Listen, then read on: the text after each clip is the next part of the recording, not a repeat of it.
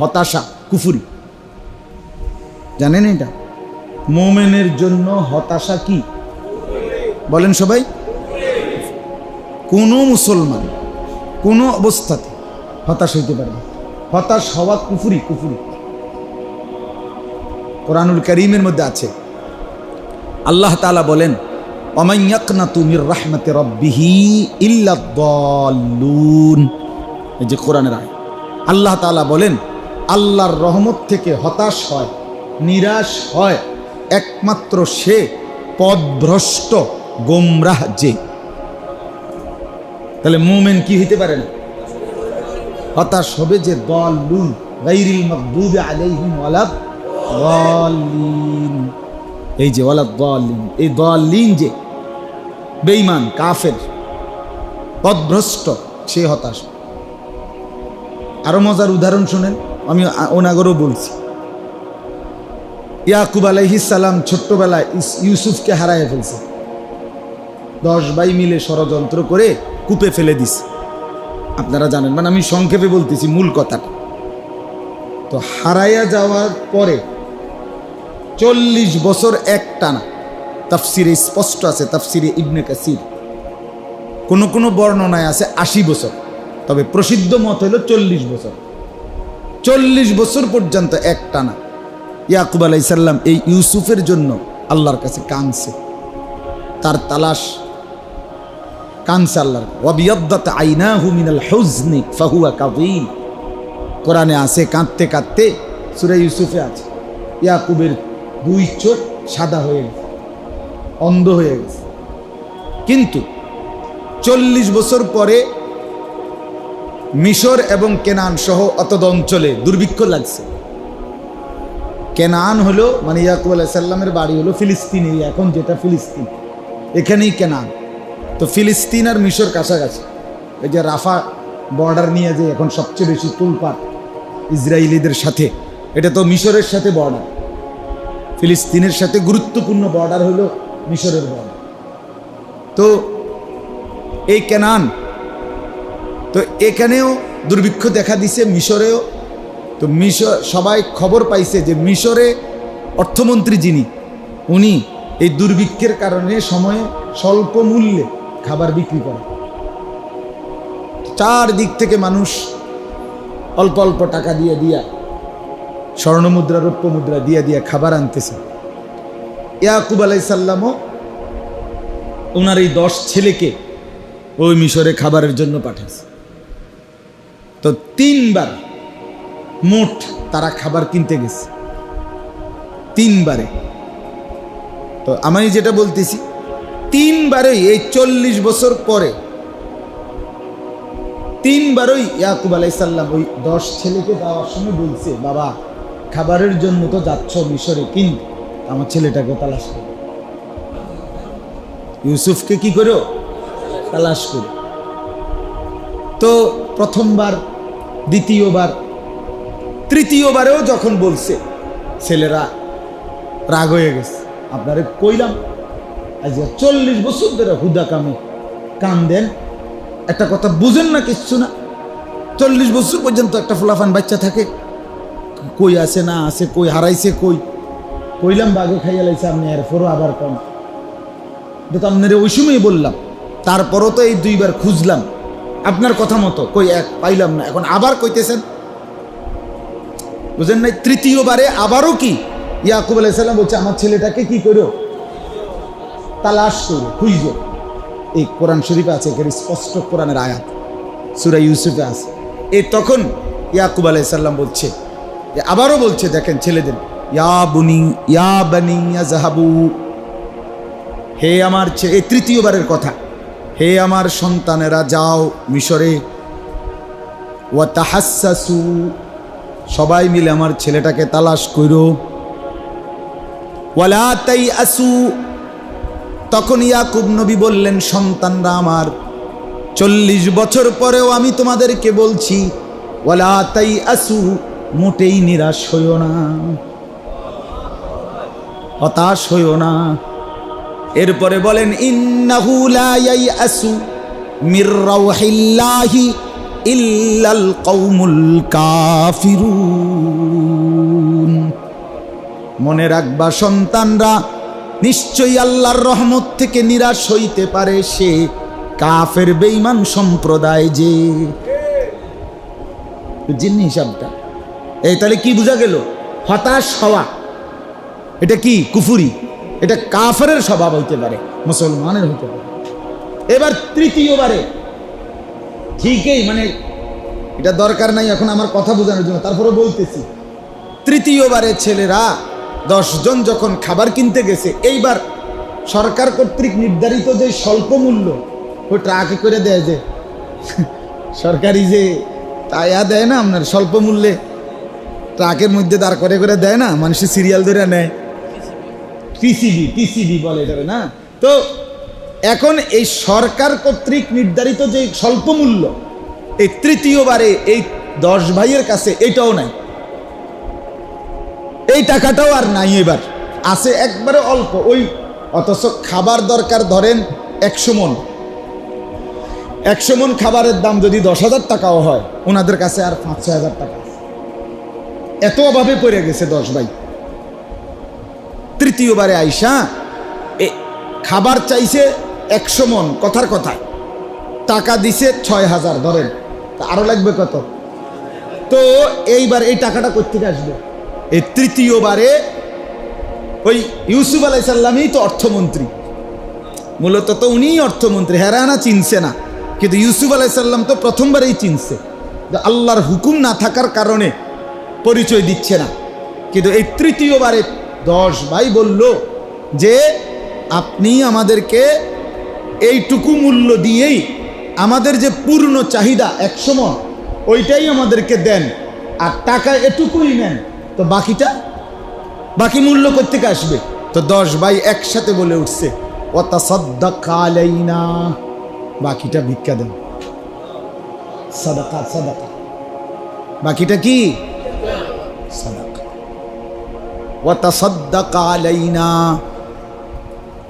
ফাআউফি লানাল কাইলা ওয়াতাসাদ্দাক আলাইনা, আমাদের চাহিদা পূর্ণ করেই দেন, তবে মূল্যটা আমাদেরকে বাকিটা সাদাকা দেন, ভিক্ষা দেন, ভিক্ষা। আমার কাছে মনে হয়েছে আর কি আরশে আজিম যেন নড়ে উঠছে। আল্লাহ তাআলা বলছে, এই পৃথিবীবাসী দেখো না, ঘটনাটা দেখো, এরা সেই 10 ভাই গত কিছুদিন আগে যারা এই একজনকে নিচে ডুবাই লাইছিল, আর আমি সেই আল্লাহ, যেই আল্লাহ আজকে একজনকে উঠাইছি 10 জনকে ডুবাই লাইছি। এরা এখন একজনের কাছে ভিক্ষা চায়, অথচ সেদিন তারা 10 ভাই মিলে এরে পানি ফেলাই দিছে। ওয়াতাসাদ্দাক আলাইনা, তো তাফসীরের মধ্যে লিখছে, ইউসুফ আলাইহিস সালাম যখন এই 10 ভাই এটা বলে ফেলছে, আজকে আমাদেরকে সাদাকা দেন, আপনি আমাদেরকে ভিক্ষা দেন, তো ইউসুফ আলাইহিস সালাম আর চোখের পানি ধরে রাখতে পারে নাই, কষ্টে আর সহ্য করতে পারে নাই। তখনই ইউসুফ আলাইহিস সালাম পরিচয় দিয়ে বলে ফেলছে আর কি, কথা মানে এমনভাবে বলছে ইউসুফ আলাইহিস সালাম 10 ভাইকে লক্ষ্য করে বলছে, ক্বালা হাল আলিমতুম মা ফাআলতুম বিইউসুফা ওয়া আখিহি ইদ আনতুম জাহিলুন। সূরা ইউসুফের আয়াত।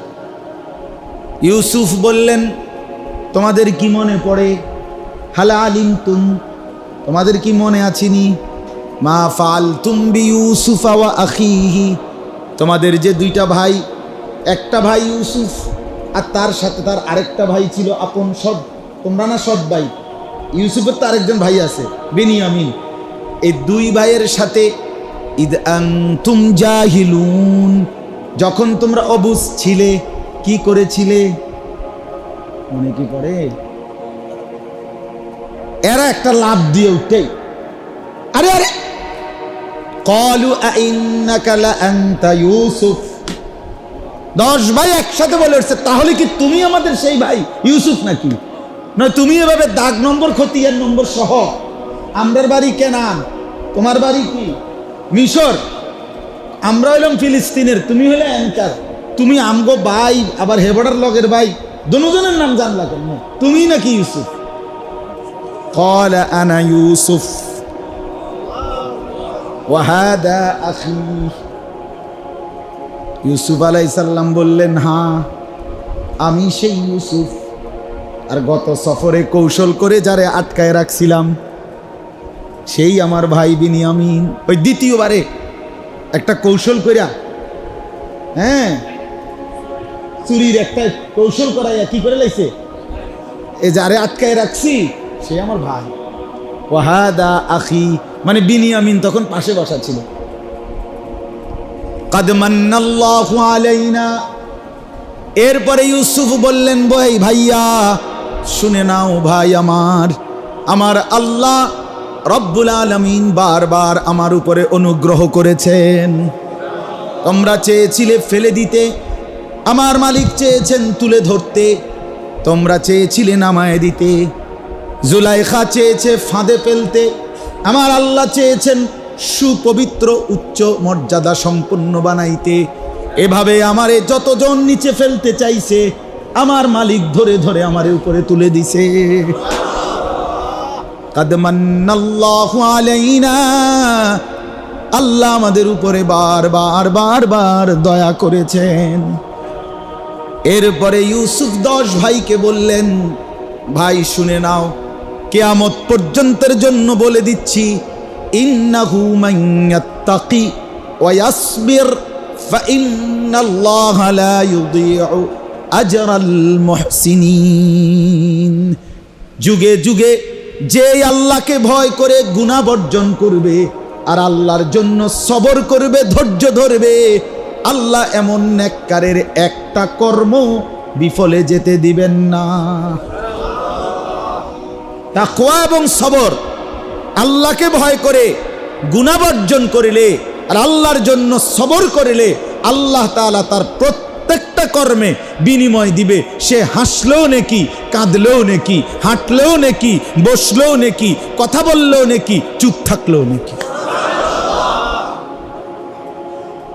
ইন্নাল্লাহা লা ইউযীউ আজরাল মুহসিনিন।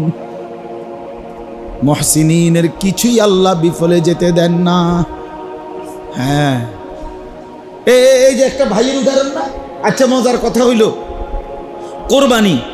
কোরবানির কথা আপনারা শুনতে চাইছেন না, তো এখানেও ভাইয়ের উদাহরণ। এখানেও ভাই কইছে আরেক ভাইরে, ভাইয়া মেরে লাইবা না, মেরে ফেলো, সমস্যা নাই, বাকি শুনে নাও। ওয়াতলু আলাইহিম নাবা আবনাই আদম বিল হক। আল্লাহ বলেন, বন্ধু আমার, নবী আমার, আদমের 2 সন্তানের, তারা 2 ভাইয়ের ঘটনাটা সত্য সত্য পৃথিবীবাসীকে শুনান। ঈদ কাররাবা কুরবানান, বোনের বিবাহকে কেন্দ্র করে আমি আল্লাহর হুকুমে যখন 2 ভাই আমি আল্লাহর জন্য কোরবানি করল, তখন আল্লাহ তাআলা বলেন, ঈদ কাররাবা কুরবানান ফাতুকুব্বিলা মিন আহাদিহিমা ওয়া লাম ইউতাকাব্বাল মিনাল আখার। একজনের কোরবানি কবুল হলো, আরেকজনের কোরবানি কবুল হলো না। ক্বালা লা আকতুলান্নাক, যে ভাইয়ের কোরবানি কবুল হয় নাই সে ওই ভাইকে বলল, আমি তোকে মেরেই ফেলবো, হত্যা করে ফেলবো, বিয়া আমি করবো, তোর মারলাম। এই পৃথিবীতে প্রথম নাফরমানি আল্লাহর জমিনের মধ্যে নারীকে নিয়ে।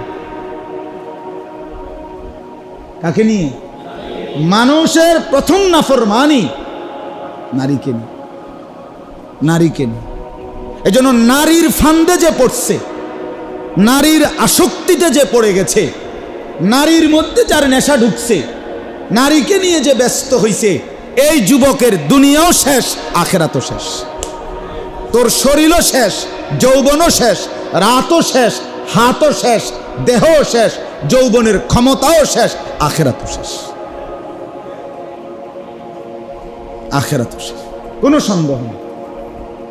যে সন্তান, যেই যুবক সারা রাত উলঙ্গ ছবি দেখে, নর্তকীর নাচ দেখে, জেনা ব্যভিচারের দৃশ্য দেখে, যেখানেই নারী সেখানে পিছনে ঘোরে, ভিন কোনো মেয়ের সাথে প্রেমে পড়ে, নারী ছাড়া তার জীবনে স্বপ্ন সাধনা বলতে আর কিছু নাই, এই লক্ষ লক্ষ কিশোর তরুণের, যুবকের, ইয়াং উঠতি বয়সের ছেলেদের হাতে বড় মোবাইলের একটাই কারণ নারী। এক সপ্তাহ, চেয়ারম্যান সাহেব, এক সপ্তাহ শুধু চ্যালেঞ্জ করলাম আমি, এক সপ্তাহ যদি এই কথা সরকারি বা কোনোখানে বা আন্তর্জাতিকভাবে সিদ্ধান্ত হয় যে নারীর কোনো ছবি কোনোভাবেই মোবাইলে আসবে না, কোনোখান দিয়ে টিপলেই আইতো না, বইটির ছবি আইতো না, এক সপ্তাহের ভিতরে হাজার হাজার বড় মোবাইল কটকুটিওয়ালায় কটকুটি খাইব, সম্পাপ্রি খাইব, সম্পাপ্রি মোবাইল দিয়ে কি খেবে? সম্পাপ্রি, কটকুটি। অন্তর কটকুটি নাই মনে নাকি আমরা না? আচ্ছা আছে কিনা কইতারি না, অনেক দিন হইছে খাই না। ছোটবেলায় খাইছি, কটকুটি খাইছি, আবার ওই যে লাল লাল যে হাওয়াই মিঠাই এটি যে দিলে যে নাই, এগুলো অনেক কিনা খাইছি। আমার মনে আছে একবারে আস্তা ভালো ওষুধের বোতল আব্বাই আনছে, সিরাপ সিরাপ বোতল, একেবারে নতুন ওষুধ, ওষুধ সব রয়েছে এখনো, ফানে আসতে ফালাই দিয়া বোতল বেচা কটকটি লেগা, মানে কটকটি ওলারে দিয়া। মায়ে জিজ্ঞাসা করছে ওষুধ খুঁজতে খুঁজতে বুঝছে যেগুলো আমরা বেচ চালাইছি।